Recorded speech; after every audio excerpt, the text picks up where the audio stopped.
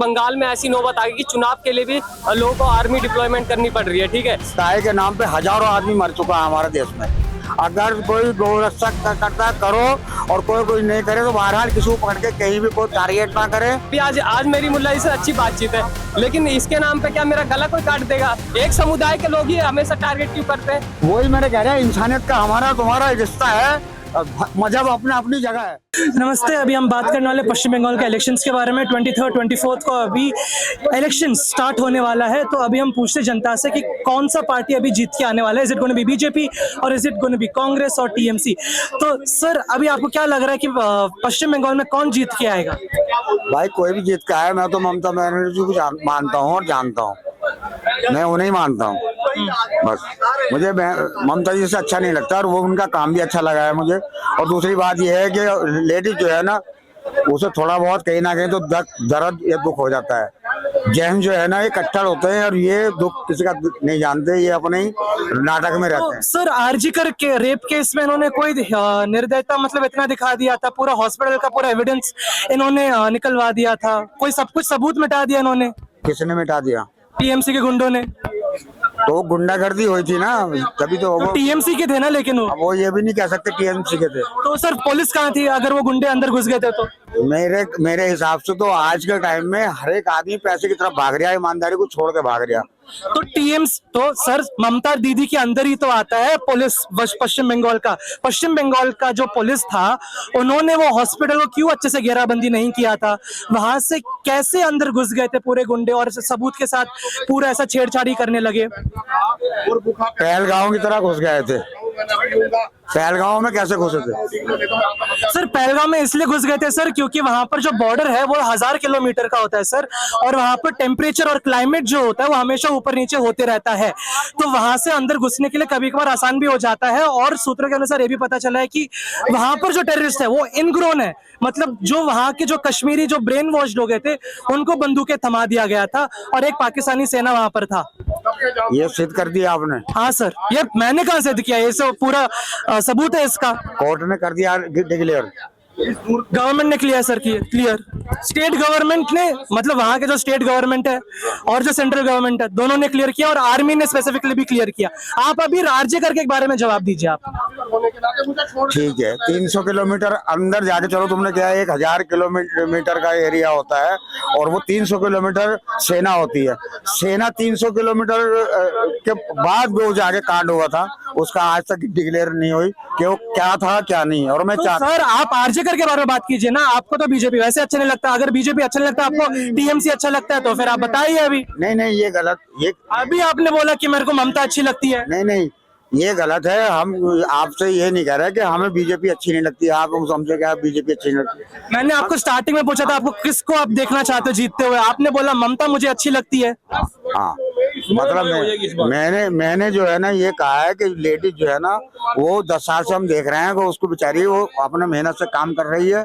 लोगों ने उसके साथ बदतमीजी करी, गालियां दी चप्पल में, ये वो दुनिया भर की जितनी बदतमीजी करी, 12 उन्होंने अपना काम सही करा। सर, क्या काम सही किया सर? उन्होंने कहा कि महिलाओं को 11 बजे 10 बजे के बाद घर से नहीं निकलना चाहिए, उन्होंने तो ये बयान में कहा अपना। हाँ, ये गलत। ये बता दिया, 6 बजे बोला था सर। 6 बजे रेप केस, जब लड़की का रेप केस के बाद ये गलत बोला, ये नहीं बोला। घर से बाहर नहीं निकल सकता। आप पत्रकार को पहले थोड़ा समझ लेते। और दूसरी चीज ये, बंगाल में आप एक चीज मैं और बोलना चाहूंगा यहाँ की जनता से, बंगाल की जनता से। आप एक बात बताइएगा, आज आप देख रहे होंगे हर जगह आर्मी वाले जो है पहुंच गए। 90% से मेरे ख्याल से डाटा है कि 90% जो आर्मी है, या उससे कम भी हो सकता है, मैं परफेक्ट नहीं बोला, लेकिन आर्मी वाले वहां पे पहुंचे। लेकिन एक बात सोचिए, आज बंगाल में ऐसी नौबत आ गई कि चुनाव के लिए भी लोगों को आर्मी डिप्लॉयमेंट करनी पड़ रही है। ठीक है, सिर्फ एक की वोट इंसान जो है जाकर दे दे। और दूसरी चीज, आने वाले 20 साल बाद अपना फ्यूचर देखिए। यहीं पे दिल्ली की बात कर रहा हूँ, दिल्ली में भी आर्मी वाले आएंगे। जो इंसान अभी नहीं समझ रहा वो आने वाले टाइम में समझेगा, और जब तक शायद बहुत देर होगी।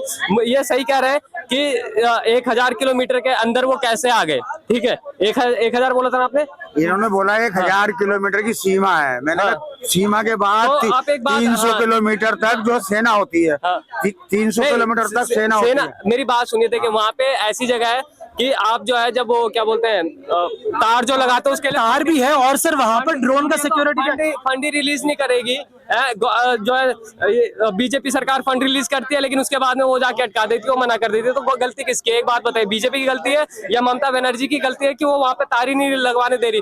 तो कहीं ना कहीं ये सिर्फ और सिर्फ एक राजनीति है। और एक बात याद रखिएगा, इस बार जो है बीजेपी की सरकार आएगी और इस बार बदलाव होगा, मेरे को ऐसा लगता है। और जनता वहाँ की जो है सब समझदार हो गई है। अब भाई ने जो कहा है ना, इन्होंने अपनी जगह पर सही कहा। मेरी बात सुन लीजिए, 10 साल हो गए बीजेपी की पार्टी को जो है ना सत्ता में फुल बहुमत से यहाँ है, उसके बावजूद भी गाय के नाम पे हजारों आदमी मर चुका है हमारे देश में, ठीक है नहीं? और कितने झगड़े हुए, गौ रक्षा और ये और फलाना, कितने जुल्म और कितने झगड़े मैंने देखे हैं। फिर भी ये कंपनियां क्यों नहीं बंद हुई? सबसे दूसरे नंबर पे बीफ एक्सपोर्ट में ये है हमारा देश, 4 कंट्री से जाता है जिसमें दूसरा नंबर पे है ये। सो सर, इसमें बीजेपी का ये कहना है कि जो बीफ बेच रहे हैं वो लोग उसको गाय नहीं बेच रहे, लेकिन उसका जो मेल वर्जन है उसको बेच रहे हैं। क्या क्या क्या मतलब गाय नहीं बेच रहे हैं, सांड जो होता है, जो बफेलो होता है। अबे भाई यही तो बात। आपको फर्क कैसे समझ में आता है जब कटा हुआ मीट है? सर को ये बात पता है, सर को ये बात पता है कि बीफ में जो है गाय का मांस आता है, पहले ये बता दीजिए। आता है यार मेरे भाई, सारी पैदावार बराबर होती है, बैल ज्यादा नहीं होते, बराबर होते हैं। कहाँ लिखा है कि बीफ में जो है गाय का मांस आता है? ये बताइए ना। कहाँ? बीफ मतलब कोई भी गाय, मतलब गाय के जो प्रजाति के अंदर आ जाते हैं। बात सुनो, ये सारे ढोरों में मैं मुसलमान हूँ, मैं ढोरों को और मैं किसान भी हूँ, मैं सब जानता हूँ बकरी किसे कहते हैं, बैल किसे कहते हैं, भैंस किसे कहते हैं और गाय किसे कहते हैं। जब काट के आ जाता आपको समझ में आ जाएगा कि ये अगर एक बकरी है और बकरा है, अगर एक बार वो कट के आ गया आपको फर्क समझ में आ जाएगा कि ये बकरी है कि बकरा है। यार वो बात मान लिया, मतलब तुम्हें जिंदी गाय दिख रही, कटने के बाद में बीफ हो गया। मैं आपको कह रहा हूँ ये इतने टंके की चोट पे बोले। एक मिनट मुल्ला जी, एक मिनट। ये कह रहे हैं कि गाय कटने के बाद में, आप ये किस बिहाफ पे कह रहे हैं कि गाय कटती है? कहाँ कटती है, जरा बताएंगे आप? मैंने यार ये वीडियो में कंपनी देख रहा हूँ, क्या कंपनी नहीं है? और दूसरी बात है, अभी कौन सी वीडियो में देखिए, जरा बताएंगे, बताइए। यहाँ कंपनी नहीं है, आप एंकर हैं, आप एंकर हैं। सर बीफ एक्सपोर्ट हो रहा है इस बात का, सर वो तो हर कोई। अरे सर बीफ एक्सपोर्ट हो रहा है इस बात का मैं मान रहा हूँ। सर पहले बीफ का मतलब आप समझाइए, बीफ क्या होता है सर? बीफ, पहली बात तो ये उर्दू में जो है ना, और कहते हैं उसको सुअर को बीफ, और गाय को गाय कहते हैं, भैंस को भैंस कहते हैं, बैल को बैल कहते हैं, बकरी को बकरी कहते हैं। अभी आपने बीफ कहा था, आपने बीफ कहा था, तो बीफ का मतलब समझाइए। हाँ, तो बीफ को हमारे उसमें कहते हैं सुअर को। अंग्रेजी में अभी अंग्रेजी का बीफ का मतलब हुआ जो भी गाय भी हो जाता है, सांड हो जाता है, बफेलो हो जाता है, याक हो जाता है, सब कुछ हो जाता है, ये सब बीफ की कैटेगरी के अंदर आता है। मुझे लैंग्वेज सीधी आती है, टेढ़ी मेढ़ी। ये अंग्रेजी ऐसा है तो मैं क्या करूँ उसके लिए? अभी आपको समझ में नहीं आ रहा? अच्छा नहीं है, चलो तुम अपनी तारीफ करो, कोई बात नहीं। बहरहाल ये झगड़े खत्म होने चाहिए हमारे देश से। अगर कोई गौरक्षा करता करो और कोई नहीं करे, तो बहरहाल किसी को पकड़ के कहीं भी कोई टारगेट ना करे, कोई मुल्ला। आपको असम के बारे में क्या लगता है? आपको असम में कौन जीतने वाला है? आसाम में भी जो जीतेगा जीत जाएगा, बहरहाल ठीक ठाक हमारा देश हो जाए। ममता बानो फिर से आ जाएगी। ममता बानो, ये देखो, ये बदतमीजी करना हमारे देश में बहुत ज्यादा बढ़ गया है। ममता दीदी, सॉरी, कोई बात नहीं, मैं माफी चाहता हूँ। ममता दीदी मेरे को माफ कर देना, ममता दीदी। और मेरी बात सुनिए, मैं ये चाहता हूँ कि हर इंसान एक दूसरे से प्यार करने वाला होना चाहिए और इंसान को इंसान जानने वाला होना चाहिए। तो फिर ये जो भी यहाँ पे हुआ था, ये उत्तम नगर में, क्या उसके लिए गए थे इंसाफ मांगने के लिए? क्या उत्तम नगर में भी जो हुआ है ना, वो भी सही लाओ। ये नहीं कि अगर दाढ़ी देख रही तो कटमल्ला और फलाना और बदतमीजी उतर जाओ, बदतमीजी नहीं करनी चाहिए। वास्तविक का जो गला काटा गया था, आप एक बात बताइए, वो प्यार बांट रहे थे, वो भाईचारा निभा रहे थे, वो भाईचारा क्या थाली में लेके परोस रहे थे, क्यों काटा गया? यही भाईचारा तो मैं भी आज मेरी मुल्ला से अच्छी बातचीत है, लेकिन इसके नाम पे क्या मेरा गला कोई काट देगा? ये भाईचारा वहाँ कहाँ चला जाता है? मैं लोगों से यही जानना चाहता हूँ। और वो जो वीडियो देख रहे हैं ना भी, ये मेरे को बताइएगा जरूर। ये भाई साहब इतना होपलेस ना होया करें। नहीं सर, मैंने तो जवाब मांगा।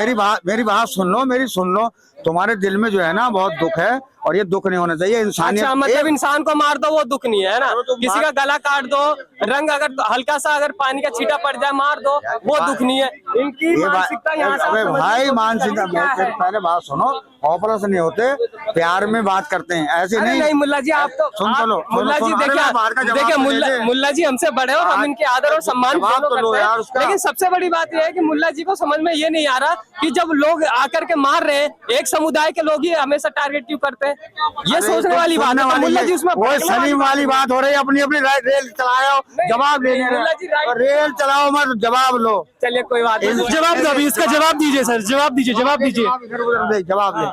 इंसानियत में कहीं भी दुख नहीं है, और ना किसी को साथ बुरा करने का, ना किसी को दुख देने का। बिल्कुल, ये बात आपने पहले पूरी उनको अरे पहले पूरी बात सुन ले मेरे कसम। अच्छा बोलिए, पूरी सुनी या तो वही दिमाग में डालने की ना, अंधभक्ति वाली भर जाओ, अंधभक्त मत जाओ। अंधभक्त कहाँ हुआ सर इसमें? वही अंधभक्ति वही हो गई, अपनी अपनी चलानी। तो सर पहलगाम में जब हुआ था, जब आतंकवाद आए थे, तो फिर उन्होंने तो पैंट नीचे खींच लिया था देखने के लिए, सिंदूर मिटा दिया था। ये जो इनका सलीम वास्तिक का नाम ले रहे हैं ना, वही पार्टी काम कर रही है, समझे नहीं? उसी पार्टी ने ये काम करा था, वही सलीम वास्तिक कह दे रहे हैं।